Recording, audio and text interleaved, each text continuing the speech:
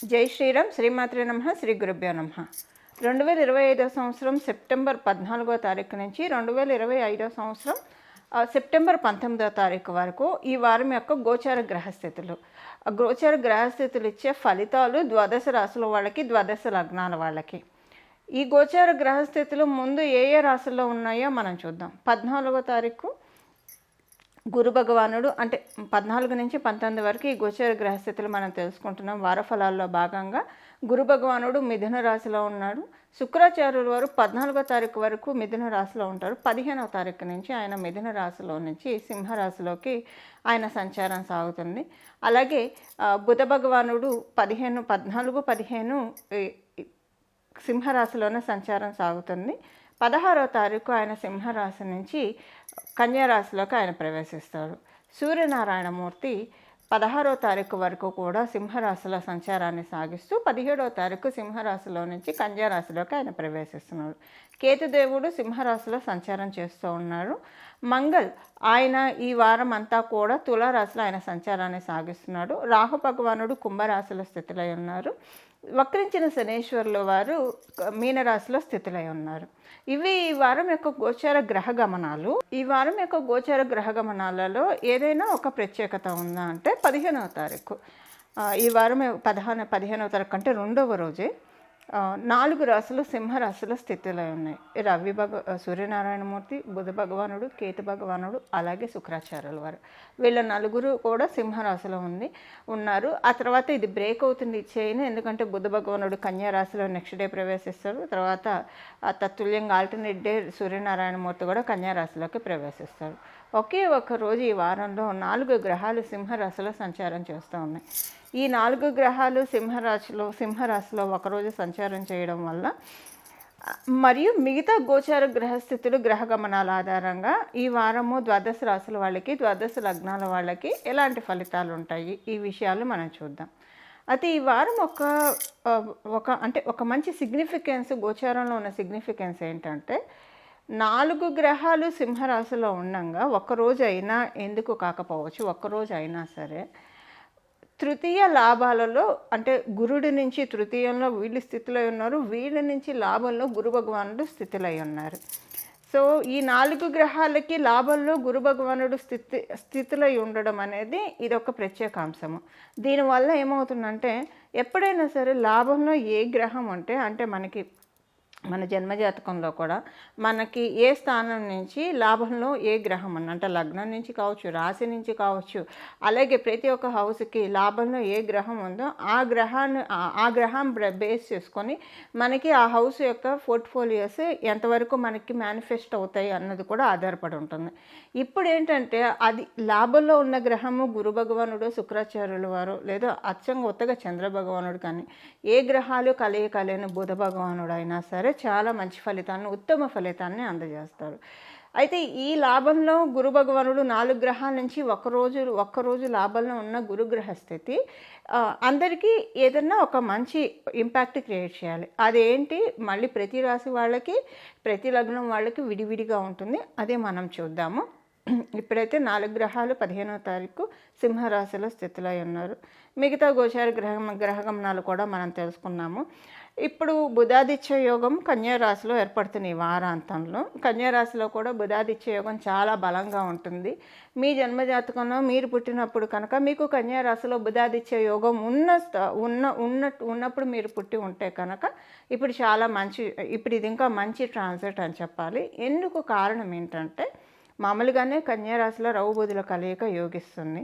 ఇప్పుడు ప్రత్యేకాంశము గురు భగవానుడు మిథున రాశిలో ఉండి రాశి దృష్టితోటి కన్యా రాశిని చూస్తున్నాడు. గ్రహ దృష్టితో ఆయన చూడట్లేదు, కానీ రాశి దృష్టితోటి కన్యా రాశిని చూడడము, అలాగే కన్యా రాశిలో ఉన్న వీళ్ళు కూడా రాశి దృష్టితోటి గురు భగవానుడిని వీక్షించడము, ఇది ఒక మంచి అంటే దేనికైనా రీసెర్చ్ పార్టీకి కావచ్చు, రీసెర్చ్ ద్వారా అంటే మనము డే టు డే లైఫ్లో మనం చేసే గ్రౌండ్ వర్క్ కావచ్చు, మనం ఏర్పరచుకునే పిల్లర్స్ డెఫినెట్గా మన కెరియర్కి అవి ఒక పునాది రాళ్ళు అవుతాయి. సో ఇలాగా మీరు ఆల్రెడీ కెరియర్లో వెల్ వర్స్ అయ్యి ఉన్నా, ఒకవేళ వెల్ వర్స్ అయ్యి ఉంటే ఇంకా ఇక్కడి నుంచి స్ట్రాంగ్ పిల్లర్స్ని మీరు ఇది యూనిక్గా ఉన్న పాయింట్, ప్రతి ఒక్కళ్ళకి అప్లికేబుల్ అయ్యే పాయింట్. స్ట్రాంగ్గా ఏర్పరచుకుంటారని అర్థం. అసలు ఇప్పటి వరకు అంత పెద్ద బేస్మెంటే లేదు, కెరీర్ వైజ్ అలా చేసుకుంటూ వచ్చేస్తున్నాం అని అనుకునే కోవలో మీరు ఉంటే కనుక, అంటే కష్టపడుతూనే ఉన్నారు కానివ్వండి, కన్ఫ్యూజన్ ఏది కరెక్ట్గా తీసుకోవాలి, ఎలా స్టెప్స్ వేయాలి, ఎలా స్టెప్స్ వేస్తే మన గ్రోత్ వస్తుంది, ఇది చాలా కన్ఫ్యూజింగ్గా ఉంది అని అనుకునే కోవలోకి చెందిన వాళ్ళు మీరైతే, దానివల్ల మీకు ఇప్పటివరకు కెరియర్లో ఇంకా మంచి బేస్ ఏర్పడలేదు అన్న కోవలోకి చెందిన వాళ్ళు మీరైతే కనుక, ఇప్పుడు గోచారంలో ఉన్న గ్రహస్థితులు మీకు కన్ఫ్యూజన్స్ని తీసేసి ఏం పనులు చేస్తే మీకు కెరియర్లో స్ట్రాంగ్గా అవుతారు. ఒక కెరియర్ అనే కాదు, మీరు ఏ విషయంలో ల్యాక్ అవుతున్నారో, ఏ విషయంలో మీకు లైఫ్లో వాక్యూమ్ ఉందో వాటిల్ని ఫిల్ చేస్తూ ఉన్నారు. వాటిల్ని ఫిల్ చేసి మిమ్మల్ని స్ట్రాంగ్ చేయడానికే ఇప్పుడు గోచారంలో ప్రత్యేకించి బుధాదిత్య యోగం కన్యా రాశిలో ఏర్పడ్డప్పటి నుంచి ఈ పాయింట్ అప్లికేబిలిటీ ఉంటుంది. మీ జన్మజాతకంలో బుధాదిత్య యోగం కనుక కన్యా రాశిలో ఉంటే కనుక ఇది మీకు ఇంకా మంచి ఇంపాక్ట్ని చూపిస్తుంది, చాలా మంచి ఇంపాక్ట్ని చూపిస్తుంది. మెయిన్ ఏంటంటే గురుబుధులు ఇద్దరూ కూడా మనలో ఉన్న విజ్డమ్ని ట్రిగర్ చేస్తారు, మనలో ఉన్న నాలెడ్జ్ని ఎలివేట్ చేస్తారు, జ్ఞానాన్ని ప్రసాదిస్తారు. సింపుల్గా చెప్పాలంటే జ్ఞానాన్ని, నాలెడ్జ్ని, ఐక్యూ లెవెల్స్ చాలా పెరుగుతాయి. మెమొరీ పవర్ మతిమరుపుతోటి కనుక మీరు ఇబ్బంది పడుతూ ఉంటే ఎవరైనా సరే ఇప్పుడు దాని నుంచి జయించడానికి అవకాశం ఉంటుంది. అయితే ఇక్కడ ఒక చిన్న కాంట్రడిక్టరీ కూడా ఉంది. మీకు చాలా మెమరీ పవర్ ఉంటే అసలు, అంటే ఎప్పటి విషయాల్లో మీకు గుర్తుంటాయి, మీ మైండ్ అంటే అసలు ఏ విషయం అడిగితే ఆ విషయాన్ని ఆ డేటా ఫైల్ ఓపెన్ చేసి ఇచ్చే అంత షార్ప్ మైండ్, అంత షార్ప్ మెమరీ మీకు ఉంటే ఇప్పుడు మీకు కొంచెము మీకు తెలియకుండానే అన్నీ మర్చిపోతూ ఉంటారు. అంత అంటే ఎక్కువ మెమరీ పవర్ కూడా కొన్నిసార్లు లౌకిక విషయాల్లో ఇబ్బంది కలిగిస్తుంది. అది ఎలా అంటే, ఎవరైనా మనల్ని హర్ట్ చేసేట్టు మాట్లాడారు అనుకోండి ఎగ్జాంపుల్కి, సో కొంచెం మతిమరుపు ఉన్న వాళ్ళకి అది మంచిదే, ఎందుకంటే అది మర్చిపోతారు. ఒకవేళ ఎవరికైనా చెప్పాలన్నా వాళ్ళు ఏమన్నారో కూడా వీళ్ళకి మర్చిపోతారు, చెప్పలేరు. అక్కడ వీళ్ళకి దోషం కట్ అయిపోతుంది. ఆ మెమరీ పవరు అవసరమైన వాటిల్లో ఉంటే మంచిదే, బట్ అన్నిట్లో ఉంటే ఏమవుతుందంటే ఫలానా వాళ్ళు అప్పుడెప్పుడు ఉన్నారు, ఇప్పుడెప్పుడు ఉన్నారు, వీటి వల్ల ఏంటంటే అన్నవాళ్ళకంటే కూడా వాళ్ళది కూడా వీళ్ళు లాగేసుకుంటారు, వాళ్ళ దోషం వీళ్ళు లాగేసుకొని సక్సెస్ఫుల్గా వీళ్ళ యోగాల్ని వాళ్ళకి అంటగట్టేసి వాళ్ళకి ఇచ్చేసేసి వాళ్ళ అవయోగాలు వీళ్ళు తీసేసుకుంటారు. ఇందువల్ల మెమరీ పవరు అన్ని విషయాల్లో మంచిది కాదు. సో ఇది అందువల్ల ఏంటంటే ఒకవేళ మరీ టూ మచ్ మీ మెమరీ పవర్ ఉంటే కనుక డెఫినెట్గా ఇది మందగిస్తుంది మెమరీ పవర్. ఎందుకు మందగిస్తుందంటే అవసరమైన విషయాల్లోనే మీకు మెమరీ కలిగిస్తాడు గురు భగవానుడు. ఇప్పుడు ఇచ్చేది మెమరీ పవర్ స్ట్రిక్ట్లీ గురు భగవానుడు, ఎందుకంటే ఆయన మిథున రాశిలో ఉన్నాడు. అటు మిథున రాశి, ఇటు కన్యా రాశి మీద ఆయన కమాండ్ తీసుకున్నాడు. కాబట్టి ఏ ఏ విషయాలు మనకు అవసరమో అవే మనకు గుర్తుండేట్టు చేస్తాడు, మిగతావన్నీ కంప్లీట్గా ఆయన వానిష్ చేస్తాడు. సో మీకు ఏంటంటే కొన్నిసార్లు పాయింట్స్ కూడా గుర్తురావు. ఇది యూనిక్గా అందరికీ అప్లికేబుల్ అయ్యే విషయమే నేను చెప్తున్నాను. ఈ రాశి వాళ్ళు ఆ రాశి వాళ్ళని కాదు, ఈ లగ్నం వాళ్ళు ఆ లగ్నం వాళ్ళని కాదు 27 నక్షత్రాల్లో మీరు ఏ 2 నక్షత్రంలో పుట్టినా యూనిక్గా ఇక్కడి నుంచి అప్లికేబుల్ అయ్యే పాయింట్ ఇది ఉంటుంది. ఇప్పుడు మనం విడివిడిగా ఏ రాశి వాళ్ళకి ఎలాంటి ఫలితాలు ఉంటాయో చూద్దాం. కర్కాటక రాశి, కర్కాటక లగ్నంలో పుట్టిన వాళ్ళకి ఈ వారం మీకు ద్వితీయ స్థానం బలంగా ఉంది, వ్యయ స్థానం కూడా బలంగా ఉంది. సో ఈ ద్వితీయ వ్యయ స్థానాలు బలంగా ఉండడము మీకు ఎలాంటి ఇంపాక్ట్ని క్రియేట్ చేస్తూ ఉన్నాయి గోచారంలో ఉన్న గ్రహదేవతలు. మీకు మీ వాక్కుకి చాలా పట్టు పెరుగుతుంది. అంటే మీరు నాలికతో సంబంధించిన బిజినెస్ చేస్తూ ఉన్నా, లేదా నాలికే మీ సంపాదనకి పెట్టుబడి. అయితే ఇప్పుడు సింగర్స్ ఉన్నారు, వాళ్ళకి సంపాదన అంటే నాలికే వాళ్ళకి పెట్టుబడి. రైటర్స్కి ఏంటి, వాళ్ళ వేళ్ళే వాళ్ళకి లక్ష్మీదేవి. సో కొంతమంది మార్కెటింగ్ చేసేవాళ్ళు ఉంటారు, వాళ్ళకి నాలికే లక్ష్మీదేవి. ఇలాగా కొంతమందికి వాళ్ళ డబ్బుల సంపాదన అంతా నాలుక ద్వారా. అంటే మనము చేతులు నాలుక అన్నిటికీ అన్నీ వాడతాం, కానీ మేజర్ దేనికి ఎక్కువగా ఉంటుంది. సో అది ఇప్పుడు నాలుక మీకు పెట్టుబడి. అంటే ఉదాహరణకి మీరు సేల్స్ ఫీల్డ్లో ఉన్నా, యాంకర్గా ఉన్నా, లేదా మీరు సంగీతం టీచర్ అయ్యి ఉంటే సంగీతం నేర్పిస్తూ ఉన్నా, సో ఇలాగ నాలుకకి సంబంధించింది ఏది మీ నాలుకే మెయిన్ పెట్టుబడి అయిన వాటిలో మీరు ఉంటే చాలా బాగా ఉంటుంది. మీకు చాలా మంచి శుభ సమయం ఇది. దేవతలు అంటే సాక్షాత్తు సరస్వతి మాత మీ నాలుక మీద తాండం ఆడుతుందా అన్నట్లు విద్యాలక్ష్మి ధనలక్ష్మి అయి మిమ్మల్ని కరుణిస్తుంది. ఏమాత్రం సందేహం లేదు. అయితే అందరూ ఇలాంటి ప్రొఫెషన్లోనే ఉండాలని లేదు. అలాంటి ప్రొఫెషన్లో లేకుండా నార్మల్గా అంటే ఇప్పుడు కొంతమందికి డెస్క్ జాబ్స్ ఉంటాయి. అలాంటప్పుడు కూడా ఏమవుతుందంటే ఇప్పుడు జనరల్గా యూనిక్గా అప్లికేబుల్ అయ్యే పాయింట్ కర్కాటక రాశి కర్కాటక లగ్నంలో పుట్టిన వాళ్ళకి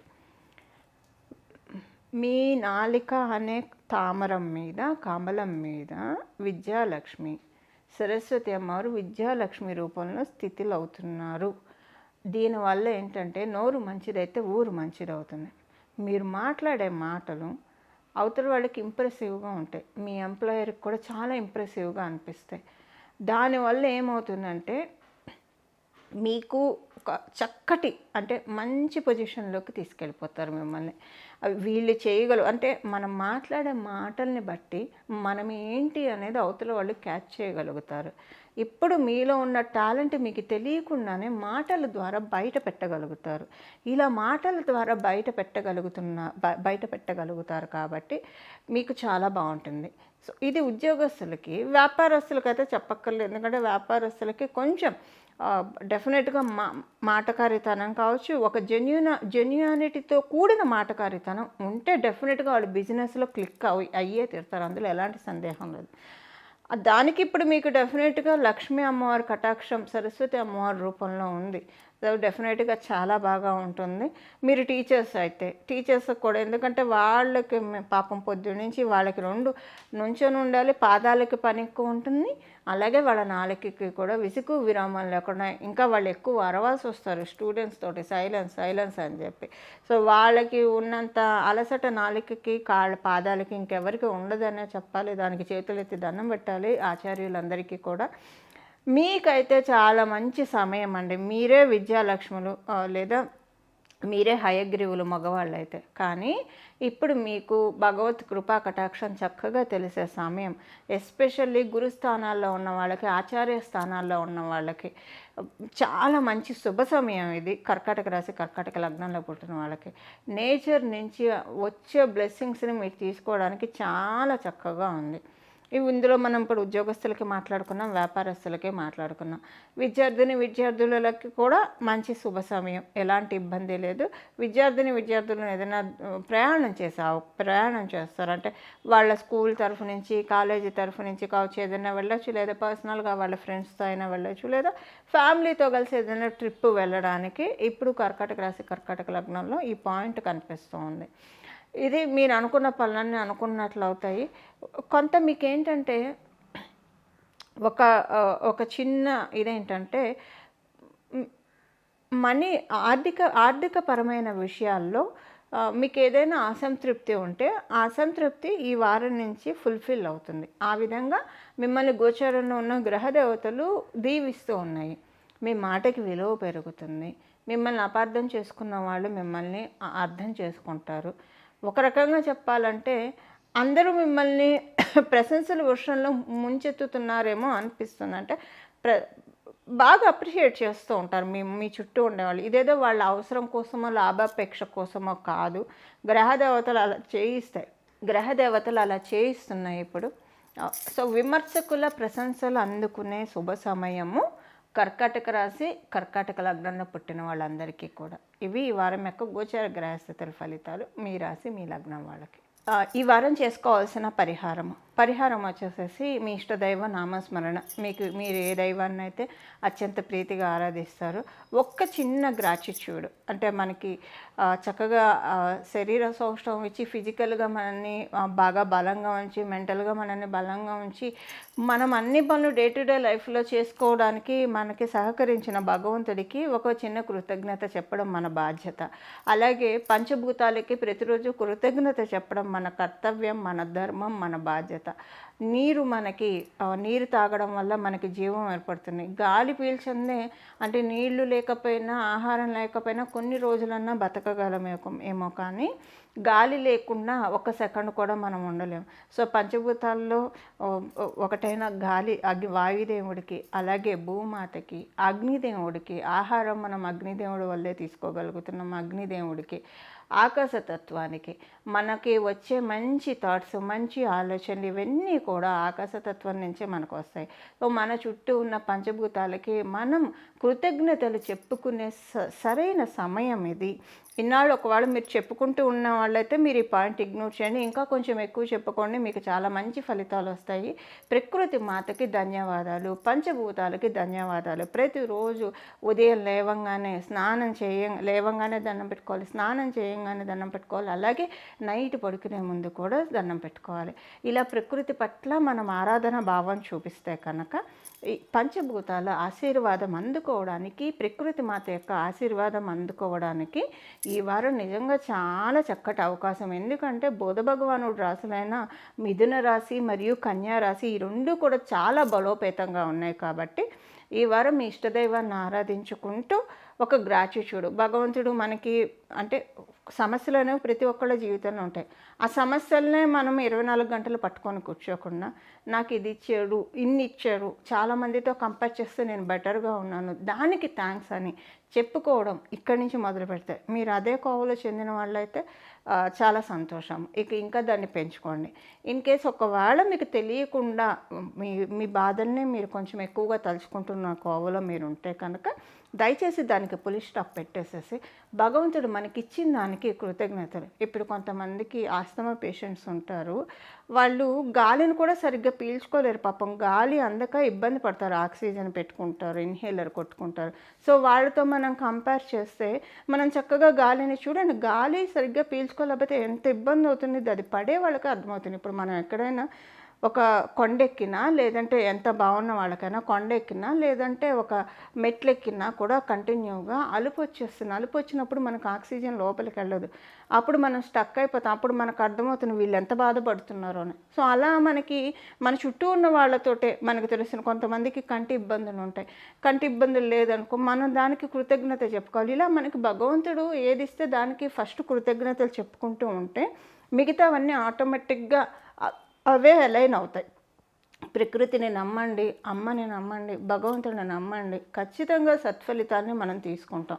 అంటే మనమేం భగవంతుడిని తిడతామో ఏదో చేస్తామని కాదు, మనకి లేని దాన్ని పదే పదే అని అనుకుంటూ ఉంటే అది ఇండైరెక్ట్గా భగవంతుడిని మనము ప్రశ్నించినట్లే అవుతుంది. ఇచ్చిన దానికి, భగవంతుడు ఇచ్చిన దానికి మనం తృప్తి పడటం ఎప్పుడైతే మొదలు పెడతామో లేనివన్నీ కూడా ఆయనే ఫిల్ చేస్తాడు. ఆ తృప్తికరమైన, సంతృప్తికరమైన జీవితంలోకి మనకి దిశగా అడుగులు వేసేట్టు భగవంతుడు మనల్ని కరుణిస్తాడు. ఇలా మీ ఇష్టదైవాన్ని ప్రార్థించుకుంటే ప్రకృతికి ఒక చిన్న గ్రాట్యుట్యూడ్ ప్రతిరోజు చూపిస్తూ ఉంటే కనుక చక్కటి సత్ఫలితాలు ఇక నుంచి అందరం కూడా అందుకోవడానికి అవకాశం చక్కగా ఉంటుంది. ఇలా మనం అందరం కూడా ప్రకృతి మాత యొక్క ఆశీస్సులు అందుకోవాలని చెప్పి మనందరి తరఫున మనస్ఫూర్తిగా ప్రకృతి మాత చరణాలకి శరణు వేడుతూ ప్రకృత్యే నమః. మంగళం. నమో భగవతే వాసుదేవాయ.